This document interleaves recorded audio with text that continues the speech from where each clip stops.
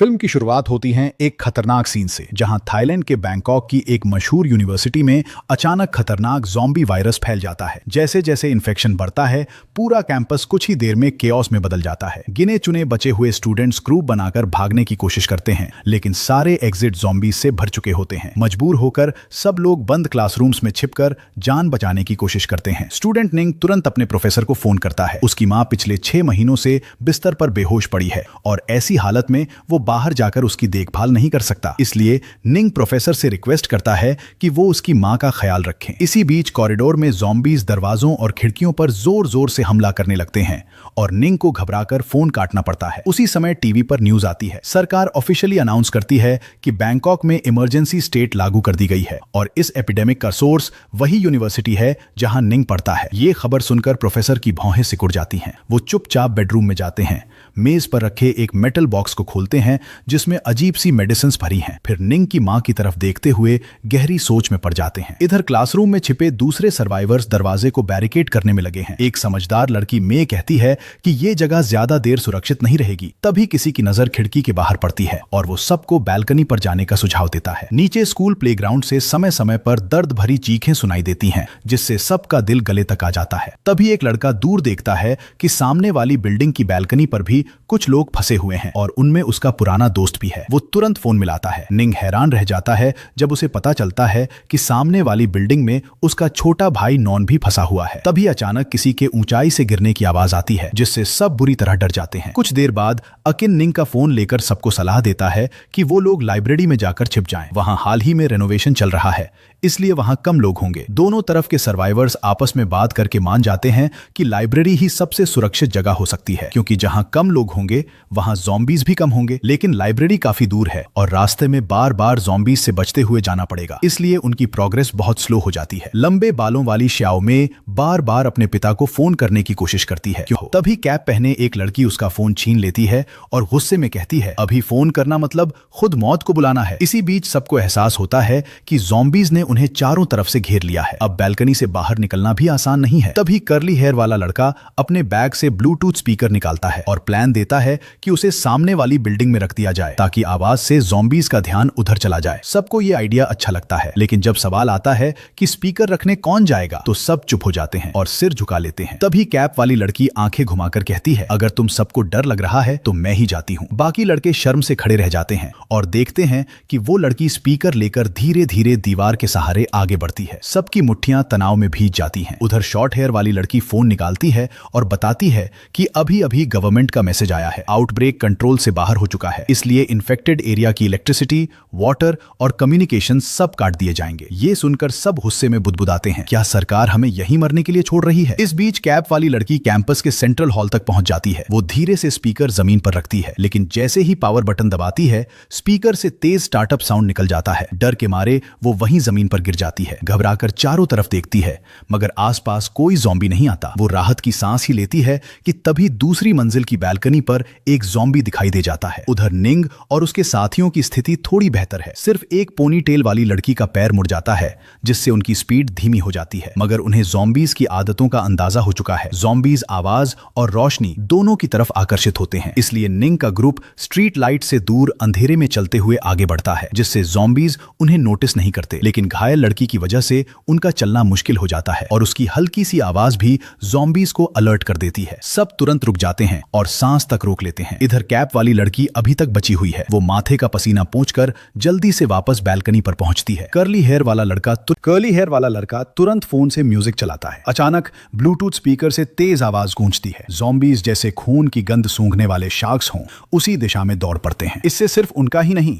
निंग के ग्रुप को भी आगे बढ़ने का मौका मिल जाता है। दोनों ग्रुप्स तेजी से लाइब्रेरी की तरफ बढ़ते हैं, लेकिन पोनीटेल वाली लड़की अब बिल्कुल चल नहीं पा रही। तब झोंग नाम काठ पर उठाने लगता है। उसी समय ऊपर से अचानक खून की बूंदें गिरने लगती हैं। सब ऊपर देखते हैं और दंग रह जाते हैं। पेड़ की शाखा पर एक ज़ॉम्बी लटका हुआ है। ज़ोंग लड़की को पीठ पर उठाकर पूरी ताकत से दौड़ता है, मगर उसकी स्पीड उतनी तेज नहीं हो पाती और जल्द ही ज़ॉम्बीज उनकी तरफ तेजी से बढ़ने लगते हैं। गिरकर आया हुआ ज़ॉम्बी सीधे हमला कर देता है। देखते ही देखते पोनी टेल वाली लड़की खतरे में पड़ जाती है। तभी झोंग जोर से लात मारकर जॉम्बी को गिरा देता है, लेकिन अगले ही पल वो जॉम्बी फिर उठता है और लड़की की पिंडली पर काट लेता है। उसी समय आसपास के बाकी जॉम्बीज भी आवाज सुनकर दौड़ते हुए आ जाते हैं। कुछ लड़के तुरंत पीछे मुड़कर लगभग टूट चुके जोंग को खींचकर साथ ले जाते हैं और पोनीटेल लड़की को अकेला छोड़ देते हैं, जो अब जॉम्बी के पूरे झुंड के सामने खड़ी रह जाती है। सब लोग दिल पर पत्थर रखकर भागते हुए लाइब्रेरी में घुस जाते हैं, जहां उनकी मुलाकात कैप वाली लड़की और उसके साथियों से हो जाती है। निंग और उसका भाई नॉन आखिरकार मिल जाते हैं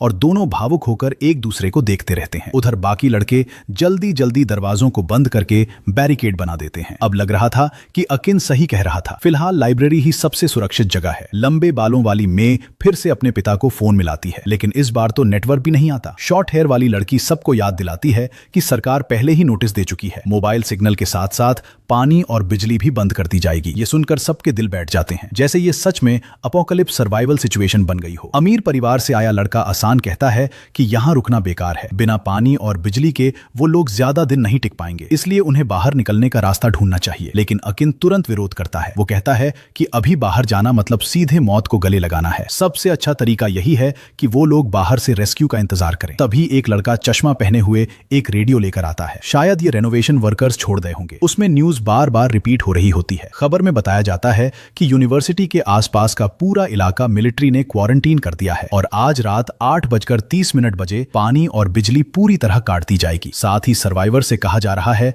कि वो लोग ऊंची जगहों पर पहुंचने की कोशिश करें, क्योंकि दिन के समय हेलीकॉप्टर से रेस्क्यू किया जाएगा। ये सुनकर सब और भी उलझन में पड़ जाते हैं। सरकार की बातों से तो यही लग रहा था कि वायरस का सोर्स उनकी यूनिवर्सिटी ही है, लेकिन किसी को पहले इसका अंदाजा तक नहीं था। तभी आसान को लाइब्रेरी की रूफटॉप पार्किंग याद आती है। वो कहता है कि सबको वहां जाकर हेलीकॉप्टर का इंतजार करना चाहिए, लेकिन निंग कहता है कि ये खबर बाकी स्टूडेंट्स तक भी पहुंचानी चाहिए। आसान तुरंत मना कर देता है, ज्यादा लोगों को बताओगे तो परेशानी ही बढ़ेगी। लेकिन अकिन निंग के प्लान का पूरा समर्थन करता है। उधर याशी नाम का लड़का दोनों की बहस को ठंडे भाव से देखता है और ताना मारते हुए कहता है, तुम लोग जो चाहो करो। ज़ॉम्बी फिल्मों में जब भी कोई बेवकूफी करता है, मरते हमेशा साइड कैरेक्टर्स ही हैं। उसकी ये बात इतनी कड़वी होती है कि लगभग सभी साथी उससे नाराज हो जाते हैं, लेकिन निंग किसी की परवाह नहीं करता। वो सीधे दूसरी मंजिल के ब्रॉडकास्टिंग रूम में पहुंचता है और लाउडस्पीकर चालू कर देता है। फिर रेडियो में सुनी सारी जानकारी दोहराता है और सभी स्टूडेंट से कहता है कि लाइब्रेरी की छत पर जाकर हेलीकॉप्टर रेस्क्यू का इंतजार करें। उसकी साफ आवाज पूरे कैंपस में गूंजने लगती है। निंग अभी और बोलने ही वाला होता है कि अकिन आकर उसे रोक देता है, क्योंकि उसे डर है कि इससे और मुसीबत खड़ी हो सकती है। लेकिन निंग फिर भी अनाउंस कर देता है कि लाइब्रेरी कैंपस की सबसे सुरक्षित जगह है, इसलिए जो भी सर्वाइवर हो यहां आकर इकट्ठा हो जाए। जैसे ही उसकी अनाउंसमेंट खत्म होती है, अचानक पूरी बिल्डिंग की लाइटें बंद हो जाती हैं। लगता है सरकार ने सच में बिजली और पानी काट दिया है। पहले जो ज़ॉम्बीज रोशनी के आसपास जमा थे, वो अब अंधेरे में अलग अलग दिशाओं में फैलने लगते हैं और कैंपस के अलग अलग कोनों में छिपे हुए सर्वाइवर्स दूर से लाइब्रेरी की दिशा में देखने लगते हैं। इसी बीच पहले मारी गई पोनीटेल लड़की अचानक अपनी सफेद आंखें खोल देती है, धीरे धीरे खड़ी होती है, बाकी ज़ॉम्बीज के साथ आगे बढ़ने लगती है। उधर लाइब्रेरी के अंदर मे अभी भी बार बार अपने पिता को फोन कर रही है। हालांकि अब सिग्नल नहीं है, इसलिए ये सिर्फ उसकी बेचैनी ही बढ़ा रहा है। शॉर्ट हेयर लड़की उसे समझाने की कोशिश करती है, लेकिन मे गुस्से में उसे डांट देती है। वो कहती है कि उसका पिता यूनिवर्सिटी के गेट के पास ठेला लगाते हैं और उनके पैर भी ठीक से काम नहीं करते। अगर पूरे दिन फोन नहीं उठा रहे तो जरूर कुछ बुरा हुआ होगा। ये सुनकर कैप वाली लड़की चिढ़कर कहती है, अगर इतनी चिंता है तो खुद जाकर उन्हें ढूंढ लो। तभी शॉर्ट हेयर लड़की फिर मे का पक्ष लेने लगती है। अगर बाकी लोग बीच में ना आते तो दोनों के बीच लड़ाई हो जाती। तभी अकिन आगे बढ़कर मे को धीरे से समझाता है। उसके कुछ शांत शब्दों से मे का गुस्सा कम हो जाता है। उसका ये नरम व्यवहार देखकर निंग बार बार उसकी तरफ देखने लगता है, जबकि पास बैठा आसन जलन से उसे घूरता रहता है। उसी समय नॉन भागता हुआ हॉल में आता है और सबको खिड़की से बाहर देखने के लिए कहता है। नाइट विजन कैमरा से देखने पर सबको एक अजीब दृश्य दिखाई देता है। सभी ज़ॉम्बीज जैसे किसी योजना के तहत एक ही दिशा में चल रहे हों। ये देखकर सब हैरान रह जाते हैं। उन्हें लगता है कि ये ज़ॉम्बीज फिल्मों वाले ज़ॉम्बीज से अलग हैं, जैसे वो एक दूसरे की भावनाएं महसूस कर सकते हों। निंग कहता है कि शायद वो किसी और तरीके से इंफॉर्मेशन शेयर कर रहे हैं, वरना उनकी मूवमेंट इतनी सिंक्रोनाइज नहीं होती। लेकिन फिर वो खुद ही कहता है कि अभी इन बातों का कोई फायदा नहीं। कल सुबह उन्हें रूफटॉप पर जाकर हेलीकॉप्टर का इंतजार करना है, इसलिए सबको आराम करना चाहिए। सब सहमत तो हो जाते हैं, लेकिन ऐसी हालत में भला किसे नींद आती है। धीरे धीरे रात गुजरती है और सुबह हो जाती है। आसन कहता है कि अब समय आ गया है। वो सबको अलग अलग जगह जाकर हथियार ढूंढने के लिए कहता है और सुबह 7 बजे वापस हॉल में मिलने का तय होता है। फिर सब मिलकर रूफटॉप पार्किंग की तरफ जाएंगे। सब लोग चले जाते हैं, लेकिन आसन अकिन को रोक लेता है। वो उसे चेतावनी देता है कि निंग से दूर रहे। अकिन को लगता है कि वो उसे चुनौती दे रहा है, लेकिन आसन हंसते हुए कहता है कि अकिन को निंग के बारे में कुछ भी पता नहीं। असल में निंग पहले ही प्रोफेसर से वादा कर चुका है कि वो उसके साथ एक सीक्रेट प्रोजेक्ट पर काम करेगा और इसका संबंध उसकी मां की अजीब बीमारी से भी है। उधर बाकी स्टूडेंट्स कैंपस में हथियार ढूंढ रहे होते हैं। कैप वाली लड़की को किस्मत से एक टूल बॉक्स मिल जाता है और वो खुशी से साथियों को बुलाती है, लेकिन अचानक वो खिड़की के बाहर घूरने लगती है। बाकी लोग भी जल्दी ही समझ जाते हैं कि कुछ गड़बड़ है। उन्होंने लाइब्रेरी का मेन गेट तो पूरी तरह बंद कर दिया था। फिर ये ज़ॉम्बीज अंदर आए कैसे? जब वो हॉल के दूसरे रास्ते से जाने की कोशिश करते हैं तो देखते हैं कि एक ज़ॉम्बी फर्श साफ कर रहा है। तभी सबको समझ आता है ये ज़ॉम्बीज पहले लाइब्रेरी के कर्मचारी थे जिनके पास एक्सेस कार्ड था, इसलिए वो स्टाफ एंट्रेंस से अंदर आ गए। अब हालत ये हो जाती है